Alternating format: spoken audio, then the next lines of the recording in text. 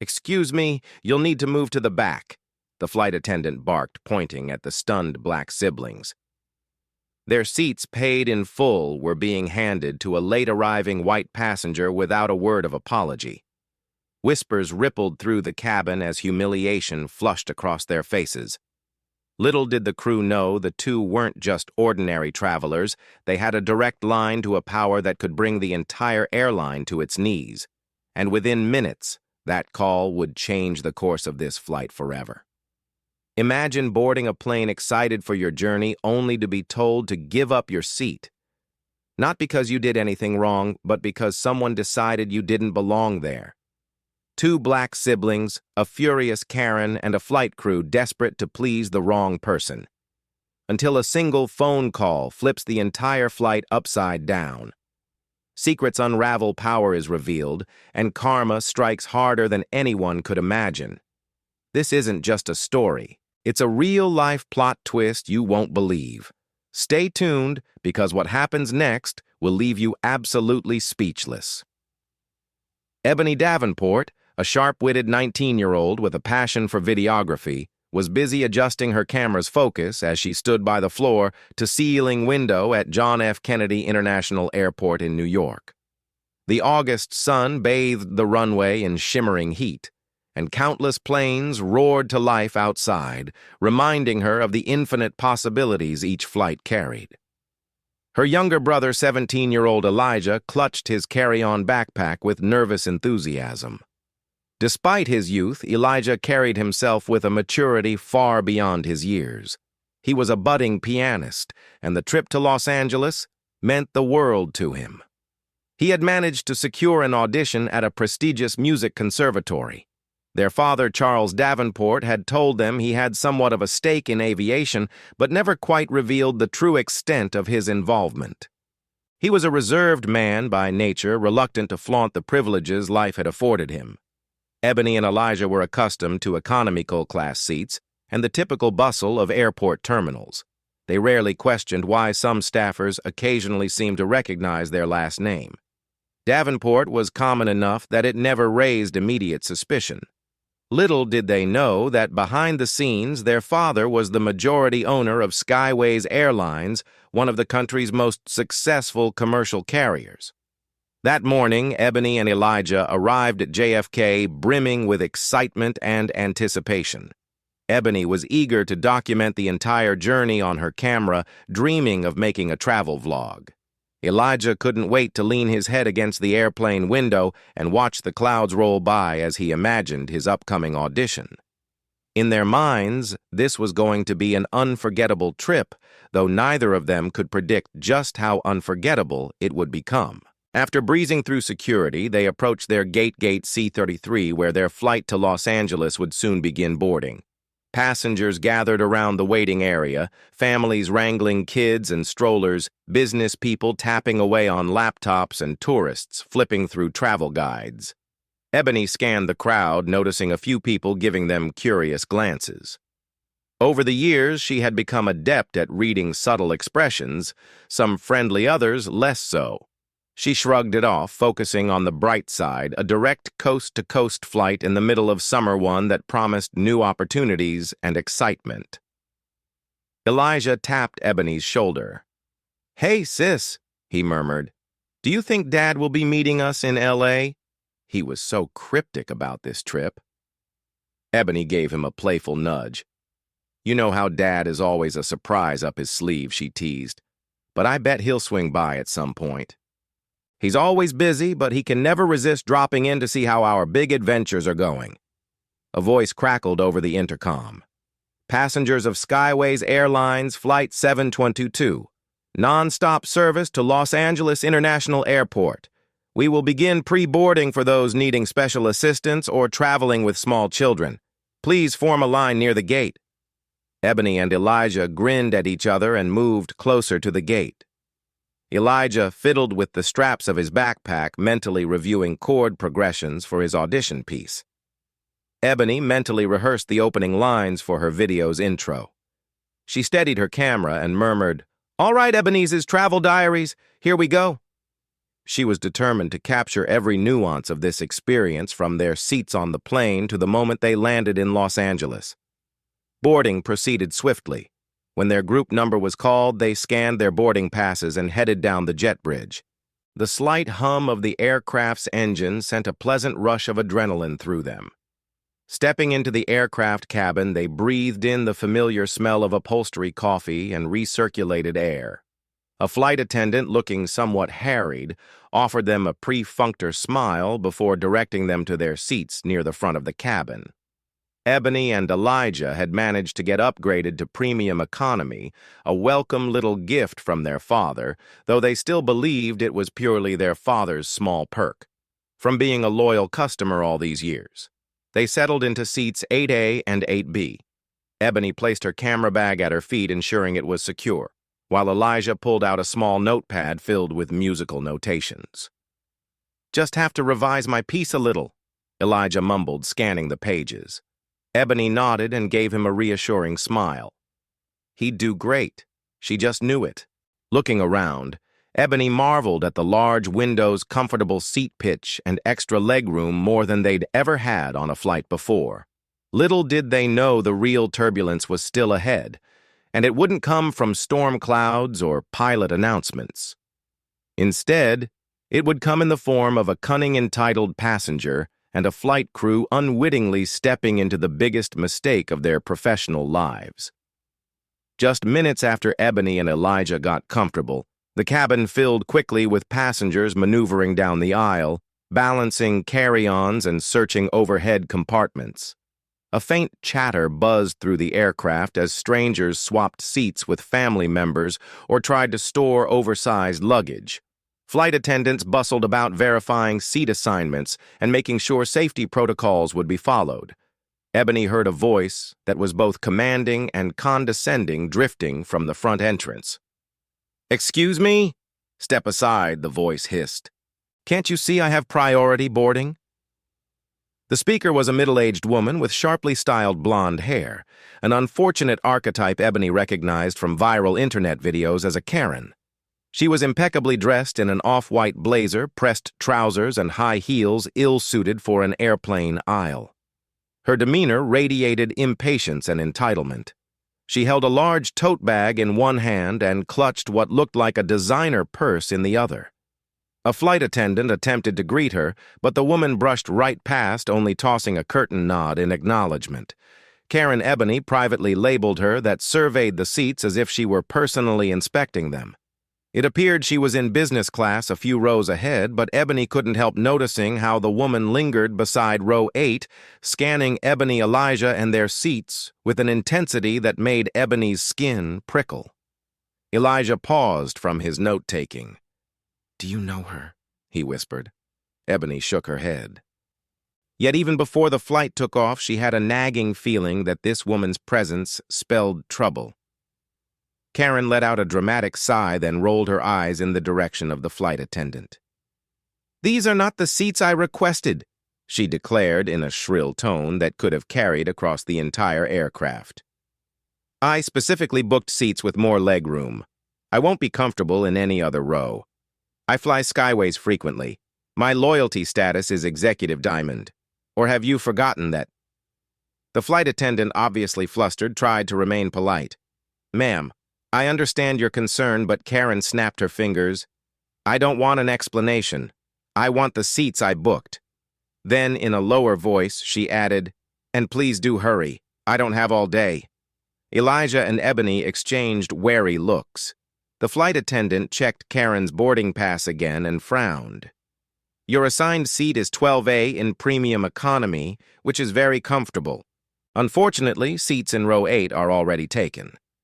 Karen's gaze zeroed in on Ebony and Elijah. Her piercing stare flicked over them like they were squatters in a house she owned. Ebony quickly faced forward, not wanting to engage in a confrontation before the plane even took off, but she could feel the intensity of the woman's glare burning the back of her neck. "I see who's occupying those seats," Karen said under her breath, though loud enough for Ebony and Elijah to hear. It was as though she had found her scapegoats. Ebony, a young black woman with curly hair pinned up in a neat bun, and Elijah, a lanky black teenager with well-worn sneakers. The flight attendant's eyes darted nervously between the siblings and the I-8 passenger. Karen's tone sharpened. "I'd like you to fix this," she demanded, pointing at the flight attendant and then wagging a finger toward Ebony and Elijah. "I was promised seats in row 8 specifically on the left side so I could be near the front. This is absolutely unacceptable." Ebony's stomach churned. She hated to assume the worst of people, but the pointed way Karen was addressing them felt more personal than a simple seat dispute. Elijah shot Ebony a worried glance. The flight attendant's face palled, uncertain how to proceed. Already, Ebony suspected that this was no ordinary seat mix-up. The tension that blanketed their row was thick enough to cut through with a plastic butter knife. To Ebony's relief, another flight attendant arrived to assist. A woman in her late 20s with a calm demeanor. She tried explaining to Karen that the flight was fully booked and the siblings had legitimate boarding passes for row 8. Karen's only response was a huff of indignation. "We'll see about that," she muttered, as she stomped off toward the front of the plane, presumably to speak to the lead flight attendant, or maybe even the captain.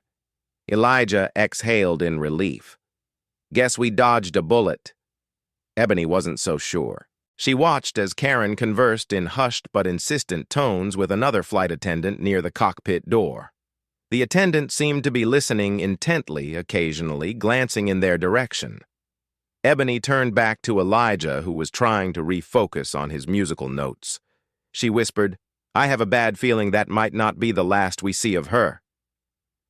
Trying to calm her nerves, Ebony busied herself by adjusting the lens on her camera, capturing small details like the overhead panel and the safety card in the seatback pocket. She planned to splice them into her travel vlog. As she recorded, she took quiet note of Karen's raised voice drifting intermittently down the aisle. Phrases like, "Do you know who I am?" and "I spend thousands on flights," peppered her outburst. Little did Ebony and Elijah realize those words were about to set the stage for an unforgettable showdown. Before the plane would even close its doors for takeoff, the seeds of a larger confrontation were being planted, one that would test the siblings' composure, the airline staff's integrity, and the lengths to which a father would go to protect his children. The bustle of final boarding announcements crackled over the intercom, and passengers began stuffing last-minute items into overhead bins. Seat belts clicked shut. A low hum of air conditioning whispered through the vents. While Ebony and Elijah tried to settle the negative energy in the cabin seemed to coalesce around Karen. From her vantage point near the front galley, Karen was gesturing animatedly at a tall, middle-aged flight attendant wearing a crisp uniform and a golden name tag that read, "Had Purser Robert Evans."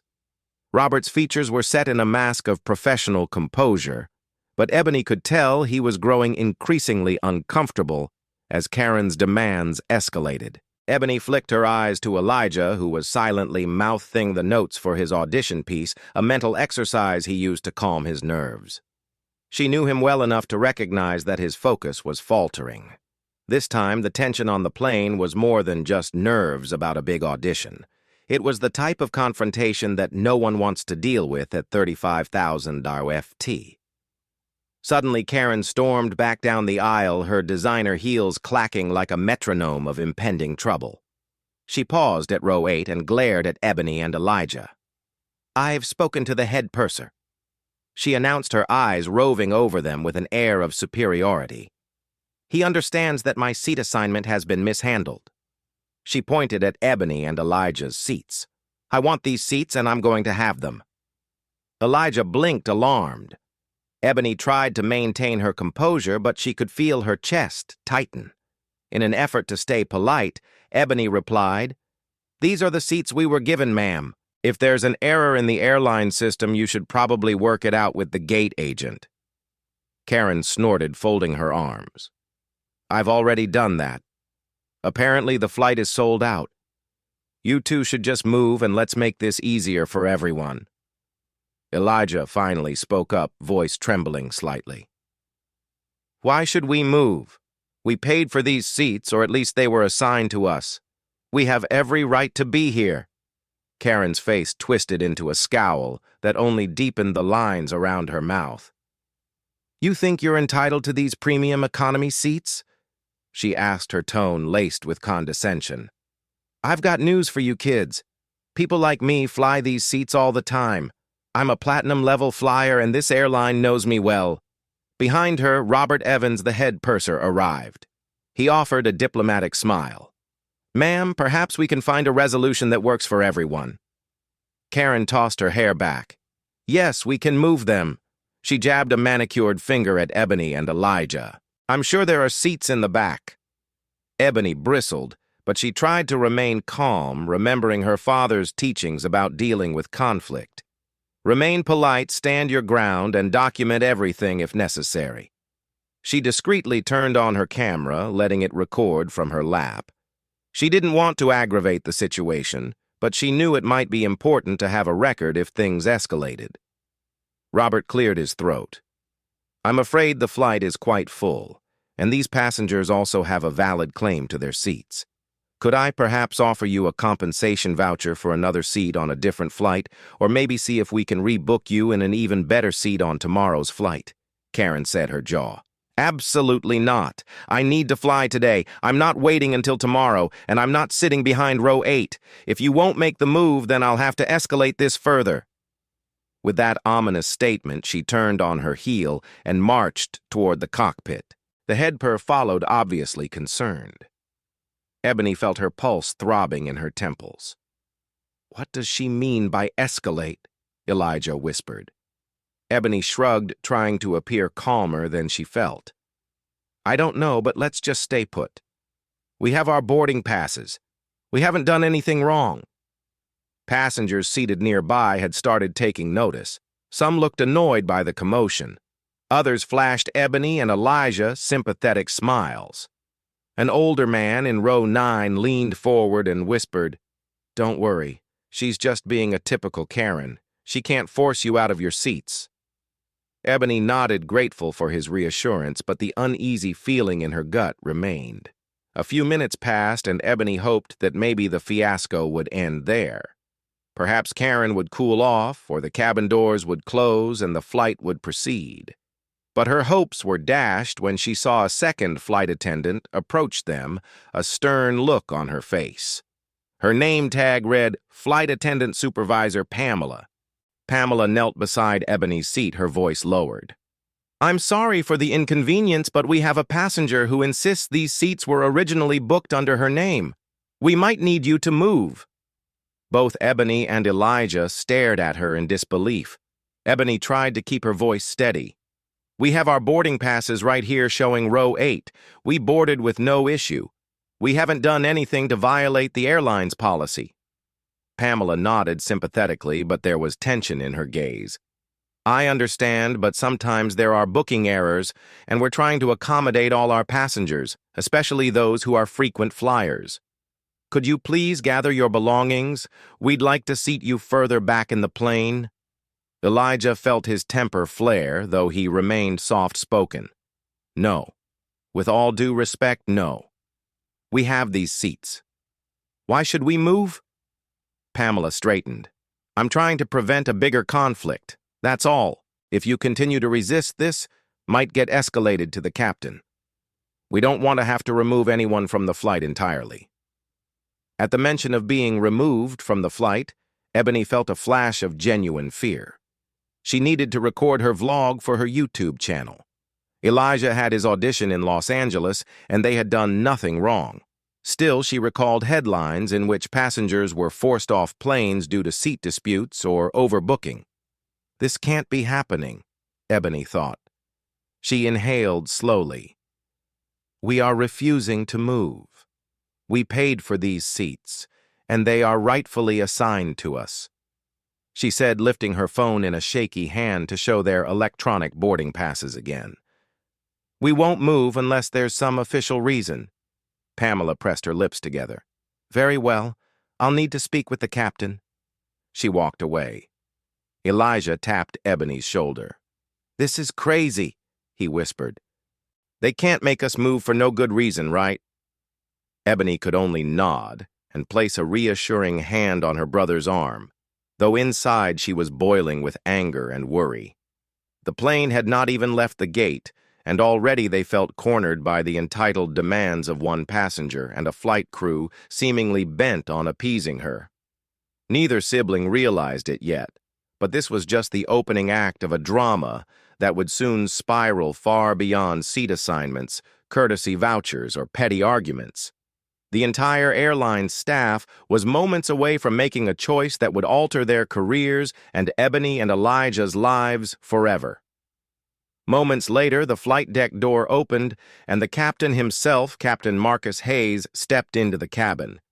His face was somber, and he moved with the firm authority of someone who'd spent years in the cockpit. He spoke briefly with Robert Evans and Pamela, and then to Ebony's dismay, he approached row 8 with Karen trailing behind him like a triumphant predator. "Good afternoon," Captain Hayes greeted, though his voice held a weary edge. "We're experiencing a conflict over seat assignments. Our priority is ensuring a safe on-time departure." Karen nodded emphatically, shooting Ebony and Elijah a smug glance. Ebony tightened her grip on her camera, which was still recording discreetly. She noticed that other passengers had begun filming the scene with their phones. The tension was palpable. Even the overhead air vents seemed to blow more harshly than usual. Captain Hayes cleared his throat. "The passenger here, Ms. Caldwell, claimed she purchased these seats. There might have been a booking discrepancy. For the sake of a smooth flight, we would like to request that you two relocate. We have 2 seats in row 27 that will be given to you at no additional charge." Elijah couldn't believe what he was hearing. "This is not fair," he said, voice quivering. "We have valid boarding passes."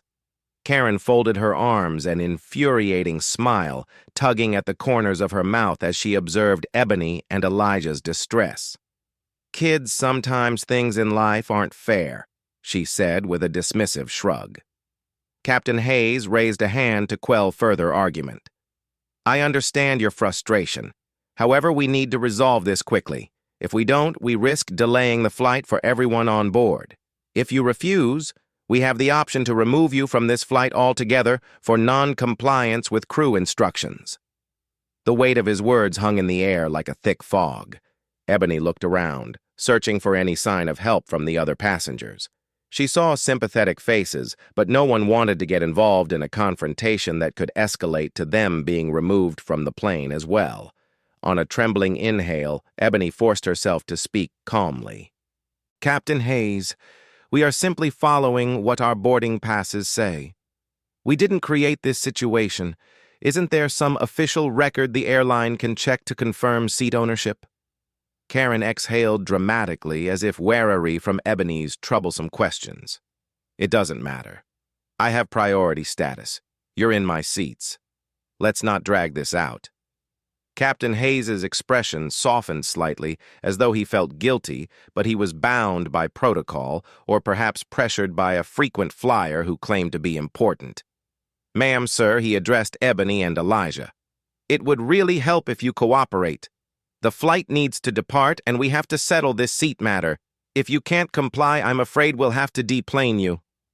Elijah looked ready to protest further, but Ebony placed a hand on his arm.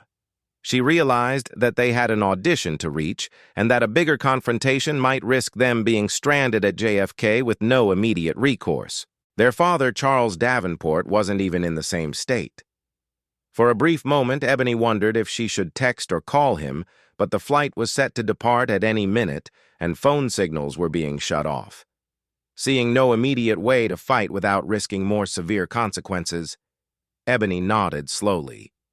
"Fine," she said, her voice tinged with resignation and anger. "But we do this under protest. I want it noted that we're being forced to switch seats against our will." Karen let out a scoff that was half laugh, half sneer. "Thank you. That wasn't so hard, was it?" The siblings unbuckled their seat belts. Elijah's cheeks burned with humiliation as he packed away his notepad, and Ebony's heart pounded with indignation. Other passengers murmured in discomfort. A baby in row 10 started crying, adding to the collective stress. Ebony and Elijah gathered their carry-ons, and with the eyes of nearly everyone on the plane watching, they began the long, humiliating walk down the aisle to row 27. En route, Ebony felt a hand on her shoulder. She turned to see the older man from row 9. He silently slipped her a small note that read, "I'm sorry this happened. It's wrong." She offered him a grateful but shaky smile. Meanwhile, the head purser, Robert Evans, hustled behind them, probably to ensure they actually followed through and moved. They found their new seats sandwiched between a family of 4 and 2 large men presumably traveling on business. The seats were narrower legroom, scarce the overhead compartment already jammed. Elijah had to stow his bag beneath his feet, leaving him almost no room to stretch out. Ebony clicked her seatbelt with a trembling hand, tears threatening to escape. She felt a potent mix of anger, embarrassment, and powerlessness. Still, she tried to remind herself to stay level-headed. There would be other ways to seek justice after they landed, perhaps a formal complaint. Yet Ebony had no clue just how big their next step would be. What she didn't realize was that in the course of the next few hours, events would unfold in such a dramatic way that Karen's smug victory would be cut short, and the entire flight crew from the purser to the captain would face an upheaval like nothing they'd ever experienced. All it would take was one phone call to the right person, and that person, though Ebony and Elijah did not fully appreciate it, yet was their father, Charles Davenport, the airline's secret owner. The flight finally pushed back from the gate nearly 30 minutes behind schedule thanks to the seat fiasco. Ebony and Elijah sat stiffly in row 27 as the safety demonstration began. Their anger and humiliation simmered beneath the surface, each moment magnified by the claustrophobic cabin. Elijah tried to distract himself by reading the in-flight magazine, but the text blurred as he replayed the confrontation in his mind. Ebony, meanwhile, checked that her phone was in airplane mode, her camera still discreetly recording on her lap. When the plane roared down the runway and lifted into the bright blue sky, Elijah silently willed himself to think about his upcoming audition. Yet the memory of Karen's smug face was like a mental anchor dragging him down. Ebony tried to console him by pointing out the window where the cityscape of New York gradually gave way to a sea of clouds, but each attempt at comfort felt futile. The excitement they'd carried to the airport had been replaced with a hollow ache. As soon as the plane reached cruising altitude and the seatbelt sign turned off, the flight attendants began rolling out the snack carts. Ebony felt her phone vibrate. A delayed text message from her father must have come through before takeoff. She read it quietly. "Dad, Charles Davenport. Hey, Ebony. I know you're about to take off. Just wanted to say I hope you and Elijah have a safe flight. If you need anything, absolutely anything, call me. I'll be in LA soon for a meeting. We can celebrate Elijah's audition together. Love you both." Ebony's heart panged. He had no idea of the chaos that had erupted on the plane. She debated whether to respond. Then she recalled that phone calls were restricted during flight, but Wi-Fi texting might be possible if she paid for the service. The irony that her father, the man who secretly owned Skyways Airlines, was only a text away both comforted and rattled her. She decided to purchase the in-flight Wi-Fi. Her frustrations bubbled up as she typed a long, detailed text about what had happened, only to have a pop-up error say the Wi-Fi connection was temporarily unavailable. "Figures," Ebony muttered under her breath, switching off her phone screen in frustration. She'd try again later, maybe after the flight attendants finished setting up the cabin service. An hour into the flight, Ebony gave it another try. This time the Wi-Fi connected. She immediately drafted a message to her father, summarizing in raw detail how they were humiliated and forced to move to the back of the plane for a belligerent passenger. She carefully described the flight number Skyway 722, the seat numbers, and how the captain had threatened to remove them if they didn't comply. She ended the text with, "I don't want to overreact, but this felt so wrong. I know you do business with these people, but what happened was unacceptable. I'm worried about Elijah. He's really upset. Please help." She hit send, half expecting an instant reply, but no dots appeared on her screen. Charles Davenport wasn't reading the message yet. Maybe he was in a meeting or his phone was on silent. Ebony sank back into her seat, deflated. 15 minutes later, Ebony's phone vibrated. She sat up straighter in her seat. "Dad, Charles Davenport. I'm so sorry this happened. I'm beyond furious. I'll handle it. Sit tight. Everything's going to be okay." A wave of relief washed over Ebony, though it was tinged with uncertainty. How exactly would he handle it? She knew he had connections, especially within Skyways, but she didn't fully grasp the enormity of his power over the airline. Just then, Ebony noticed something peculiar. Up at the front of the plane, 2 flight attendants and the head purser, Robert Evans, suddenly clustered around a seatback phone. Their faces appeared tense. Ebony assumed it might be a routine cockpit call, perhaps turbulence ahead, or something else flight-related, but the sense of agitation among the crew gave Ebony a hunch. Her father might already be setting wheels in motion. Minutes later, a 3rd flight attendant skewered from first class to the cockpit, her expression filled with concern. Karen, who was comfortably settled in Ebony's original seat in row 8, seemed oblivious, sipping a sparkling beverage while flipping through a magazine. Ebony couldn't hear anything from her vantage point in row 27, but she surmised the cabin staff had received some urgent message. Finally, Captain Hayes emerged once more and headed straight for the seatback phone. He seemed to be in a hushed, intense conversation, periodically glancing around the cabin. Ebony's heartbeat quickened. Could it be her father calling the flight deck? The notion seemed surreal. A ding from her phone signaled another incoming text. "Dad, Charles Davenport. Sit back and relax if you can. I'm on a call with corporate. This will be sorted out soon." Ebony pressed a hand over her mouth, a mixture of excitement and nervousness coursing through her. She had never seen her father wield his influence so directly. Typically, he was laid back about his business, rarely using his position as leverage. But now Ebony realized just how determined he could be when his children were wronged. Across the aisle, Elijah mouthed, "What's going on?" Ebony discreetly showed him the texts. His eyes lit with the faintest spark of hope.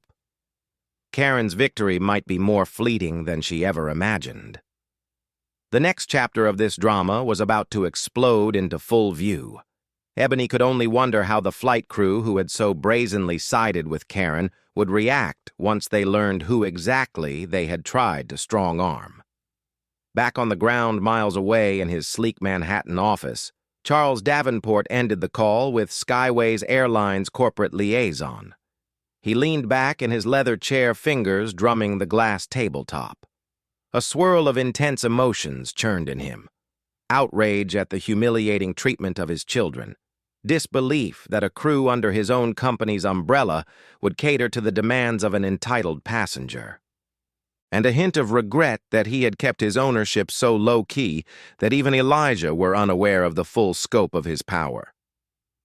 Charles hadn't planned it this way. Years ago, when he first acquired a majority stake in Skyways, he decided to remain a silent partner to keep life simple for his family. He wanted Ebony and Elijah to grow up with humility and to treat people with respect, whether they were sitting in first class or the last row of a flight. He despised arrogance and entitlement in all its forms. Now, ironically, that very courtesy had led to this fiasco. Ebony and Elijah had no official VIP status, and the flight crew had no clue that the black siblings in row 27 were the children of Skyway's principal owner. Seething with frustration, Charles stood and walked to the window, which offered an expansive view of the New York skyline. He inhaled, reminding himself to keep a level head. Rash decisions made in anger could backfire, but this was personal. No one threatened his kids with deplaning, no matter who they thought they were serving. The phone on his desk rang. It was Lucinda Frost, the company's chief operating officer. Charles quickly crossed the office and answered on speakerphone. "Lucinda," he greeted. "Tell me what you found out." Lucinda's voice cracked slightly. She was clearly rattled. I just spoke to the flight's captain, Marcus Hayes. He confirmed that a woman named Margaret Caldwell, someone who apparently holds a platinum frequent flyer status, demanded seats in row 8. There was a scramble, and the 2 passengers assigned there were forced to move. He said the flight was delayed and, well, apparently the siblings were threatened with removal from the flight if they refused. Charles tensed his jaw. That's consistent with what Ebony told me. Lucinda sighed heavily. He apologized profusely, says he regrets how it was handled, but at the time he felt pressured to de-escalate a potential confrontation. He claims he never would have gone through with removing them from the flight, only threatened to do so to calm Miss Caldwell. Charles barked a hollow laugh. Calm Miss Caldwell or appease her. On the other end, Lucinda's silence spoke volumes. Finally, she added, We have policies in place to prevent such discriminatory practices. The entire crew might face disciplinary action. I'm ready to do an immediate conference call with our executive team.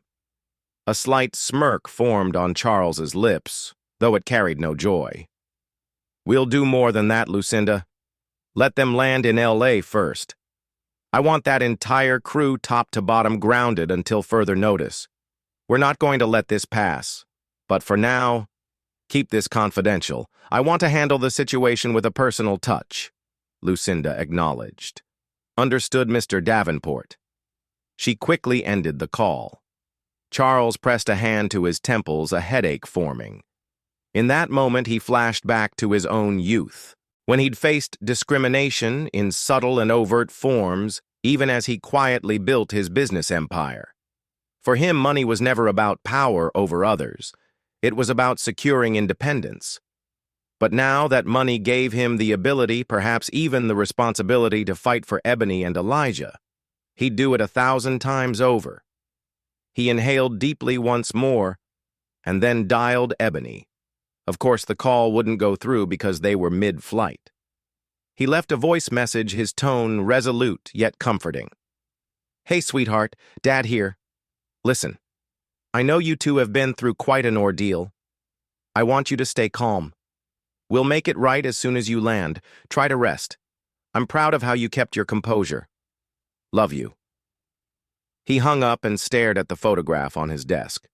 A candid picture of Ebony and Elijah from years ago riding bicycles in the park. They looked so carefree, oblivious to the complexities of the world. Charles vowed that once they touched down in Los Angeles, the siblings would learn that they had a powerful advocate on their side. And Karen, plus the entire flight crew, would learn the hard way that no one mistreated Charles Davenport's children without facing consequences. High above the clouds, Ebony and Elijah tried to relax in row 27. The flight attendants came around with drink service, but Ebony waved them off, too upset to accept the meager peace offering of watered-down soda. Elijah sipped water in silence, his mind drifting to the humiliating confrontation. The seatbelt sign blinked off after a mild patch of turbulence, and Ebony leaned toward her brother. Dad texted me, she whispered.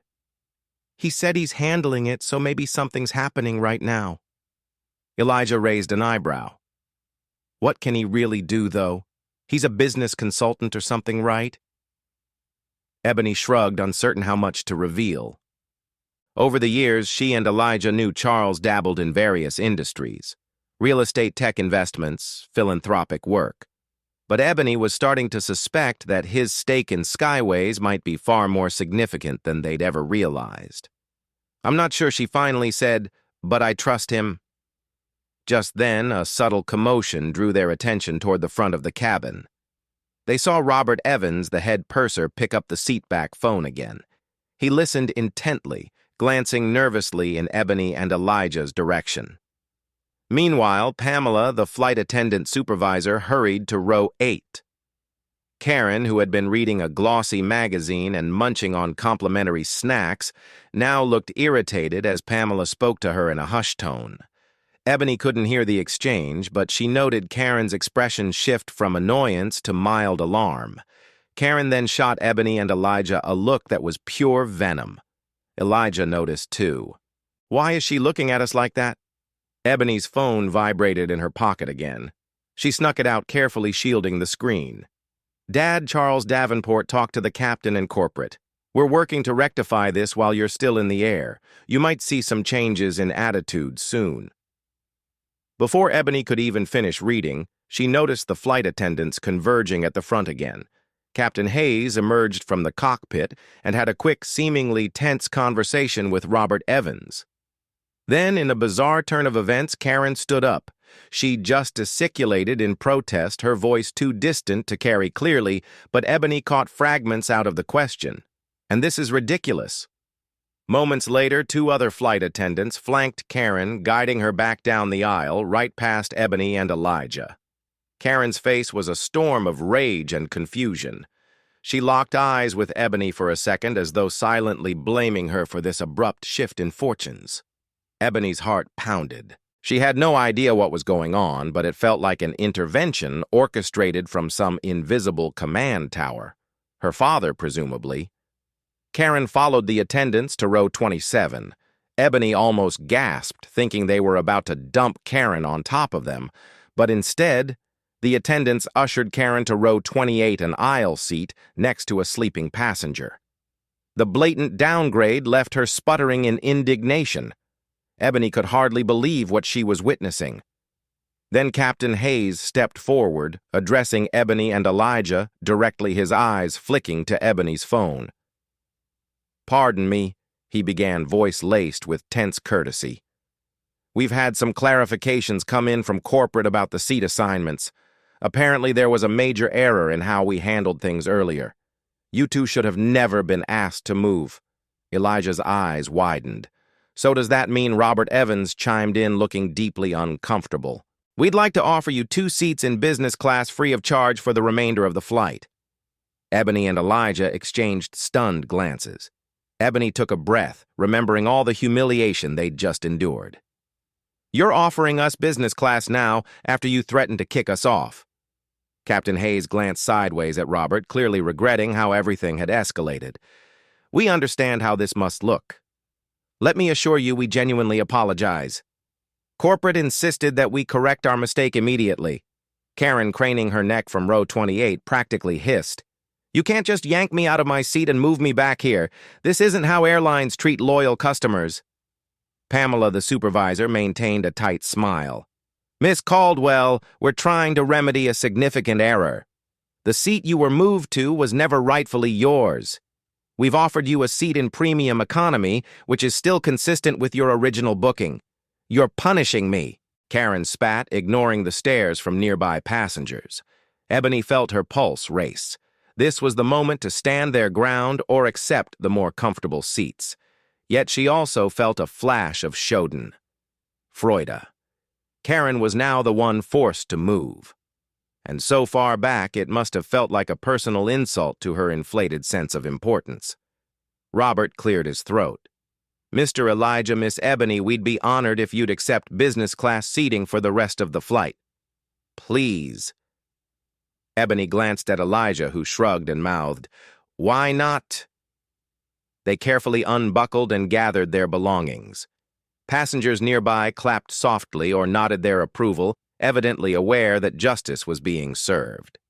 Ebony stepped into the aisle, feeling the weight of countless eyes. She paused in front of Karen, who glared daggers. "Enjoy your seat," Ebony said softly, letting just a hint of triumph creep into her tone. She then followed Elijah and the flight attendants to the front cabin. It was a surreal reversal in fortunes. Just hours ago, Ebony and Elijah had been humiliated, and now they were getting a taste of luxurious seats with fully reclining chairs, upgraded meals, and personalized service. They settled into business class, still reeling from the abrupt turn of events. The seat was plush with ample space for Elijah's legs. Almost immediately, a flight attendant offered them warm towels and an apology for the inconvenience. Ebony kept her phone in her lap, discreetly recording everything. She flicked her gaze out the window and thought about her father. "Thank you, Dad," she whispered under her breath. She didn't know the full extent of what Charles had done. only that his influence had changed the flight crew's attitude in record time. What Ebony and Elijah couldn't yet fathom was that this was just the beginning. By the time they landed in Los Angeles, the entire affair would explode in a public relations nightmare for Skyways Airlines, and the crew would find themselves at the center of a controversy that no rebooking or complimentary upgrade could ever fix. Meanwhile, on the ground, Skyways Airlines corporate headquarters in Atlanta was abuzz with frantic activity. Phone lines lit up, emails soared back and forth, and top executives scrambled to piece together how a routine domestic flight had erupted into a potential media crisis. A cluster of high-ranking officials, including CEO Victoria Hales and COO Lucinda Frost, convened in an emergency video conference. Charles Davenport joined from his Manhattan office, his face unreadable as he listened to the steps the corporate team planned to take. "I've already forwarded the internal memo to all relevant departments," Lucinda said, tapping her tablet. "The flight crew, once landed, is to be immediately debriefed. Our public relations team is drafting a statement, though we hope this remains an internal matter." Charles let out a silent scoff at Lucinda's last remark. Considering Ebony had recorded large parts of the incident and other passengers had begun sharing phone videos, it was almost certain this would leak. "What about Margaret Caldwell?" Charles inquired, his voice measured but firm. CEO Victoria Haley's grimaced. "She's a platinum frequent flyer, a long-time customer. However, we've reviewed her record. She's actually lodged multiple frivolous complaints against our staff in the past, citing everything from minor delays to seat preference issues. This is the first time she's forced other passengers out of their seats, though. Clearly, her loyalty was overshadowed by her misconduct." Charles raised a brow. "So you're saying you've known she can be difficult? She's notorious among certain flight crews," Lucinda confirmed. "But as a high frequent flyer, we've always handled her with kid gloves. We had no idea it would escalate to forcibly displacing other passengers, let alone your children." Charles inhaled slowly, holding back the surge of anger that threatened to erupt. "Well, now you do," he said, voice low. "I want a complete investigation of Flight 722. Every minute from boarding to mid-flight, I want statements from the captain, from the flight attendants, from Miss Caldwell, and from my children. Any sign of discrimination or policy violation will be met with appropriate disciplinary action." Victoria and Lucinda exchanged tense glances. "We'll do exactly that," Victoria assured him. "Once the plane lands, we'll gather everyone's testimony. If your children are up for it, we'd appreciate their account." Charles nodded. "Oh, they'll be ready to talk," he said. "And one more thing, Victoria. If I find any hint that Ebony and Elijah were targeted because of their race, or that Miss Caldwell's demands were accommodated due to prejudice, this won't just be a matter of company policy. It'll become a personal crusade to tear down whoever participated or enabled it."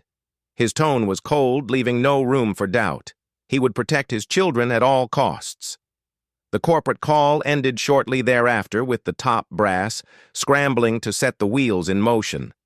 Charles was left alone in his office, a cauldron of fury and relief swirling within him. At least Ebony and Elijah were safe for now, enjoying business-class comfort. But the real storm was just beginning. The last thing he wanted was a scandal to overshadow Ebony's talent for filmmaking or Elijah's dreams of becoming a concert pianist. Yet if a scandal was what it took to ensure justice, so be it. Back in the corridors of Skyways headquarters, executives debated how best to control the narrative. One official even suggested offering hush money vouchers to Ebony and Elijah, which Lucinda promptly shot down with a glare. They couldn't silence the truth with travel credits, and especially not once the public caught wind that 2 young black passengers were forced to relocate for a belligerent Karen, only to have the flight crew do an about-face under external pressure. The entire fiasco threatened to blow wide open, tarnishing the airline's carefully cultivated image of inclusivity and customer care. A staffer approached Lucinda, whispering something urgent in her ear. She nodded grimly. Another passenger on Flight 722 had already posted a tweet that read, On #Skyways 722 just watched two black siblings get booted from their seats for an entitled lady. Now they got upgraded back to business. Wild. Something big is going on. The tweet was starting to gain traction. Lucinda's day was about to get a lot more complicated. She just hoped that once Ebony and Elijah landed, they'd be willing to hear the company's apology before taking their story public. Because from the looks of it, this was shaping up to be exactly the type of PR nightmare that no airline wants. One that involves allegations of racism, abuse of power, and the humiliation of innocent passengers, even if those passengers turned out to be the owner's children. As Flight 722 touched down at Los Angeles International Airport, Ebony and Elijah felt both anticipation and dread swirling in their stomachs. The landing was smoother than expected, but the real turbulence they knew was about to happen on the ground. They disembarked among the first passengers courtesy of their last-minute upgrade to business class. The moment they stepped into the jet bridge, they spotted two suited officials waiting. One man, one woman, both with Skyways badges. "Miss Davenport, Mr. Davenport," the man asked politely. His tone was deferential, as though he were addressing royalty. Ebony and Elijah exchanged surprised glances. "Yes, that's us," Ebony said. The woman official smiled, though her face was tense. "Welcome to Los Angeles. Mr. Davenport has arranged for immediate transport to a private conference room. There's a short meeting scheduled with select members of our team." She paused. "We understand this has been a very upsetting journey for you both. We want to ensure you're comfortable and heard." Elijah, still a bit shell-shocked, could only nod. Ebony took a breath and said, "Sure, let's go." Part of her wanted to skip all this corporate drama. She was exhausted and just wanted to rest, but she also sensed that her father had set this in motion.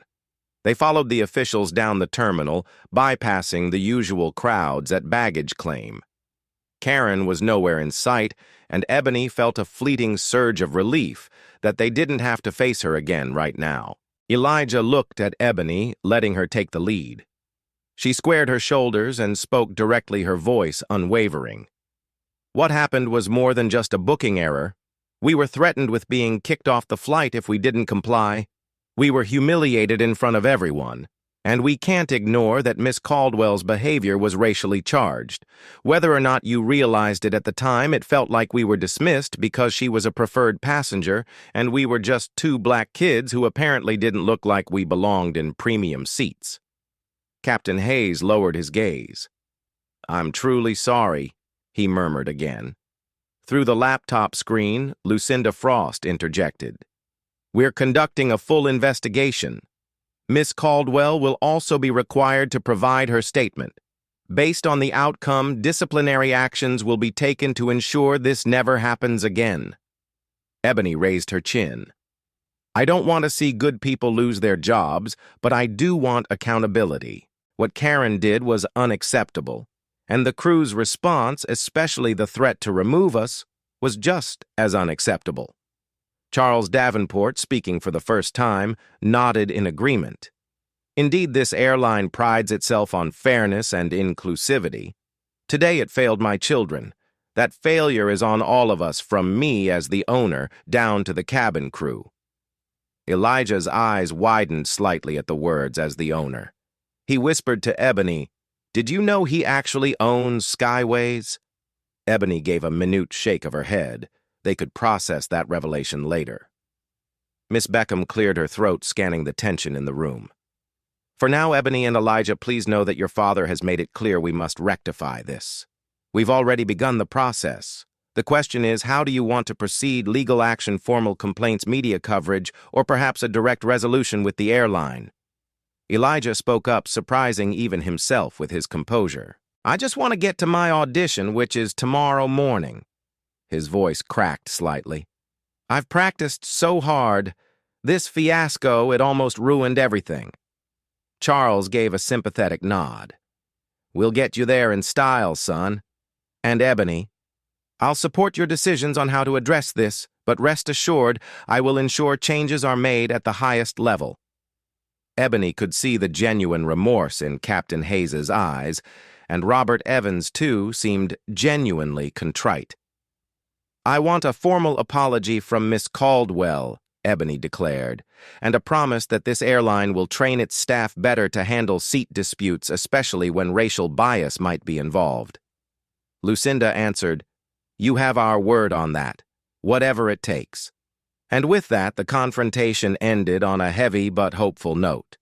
Ebony and Elijah's father was no longer just a distant figure. He was their guardian, in a very real sense, one who could pull strings and ensure justice. Now the stage was set for the final act, Karen's day of reckoning, when she would face consequences for her arrogance and bigotry. And Ebony and Elijah would walk away, not as victims, but as victors determined to share their story with the world. After the conference room meeting, Ebony and Elijah were escorted to a luxurious black SUV waiting outside the terminal. They climbed in, feeling a strange cocktail of relief and lingering tension. Their father's voice came through the vehicle's speakerphone. "I'm proud of you both for staying strong. Rest tonight.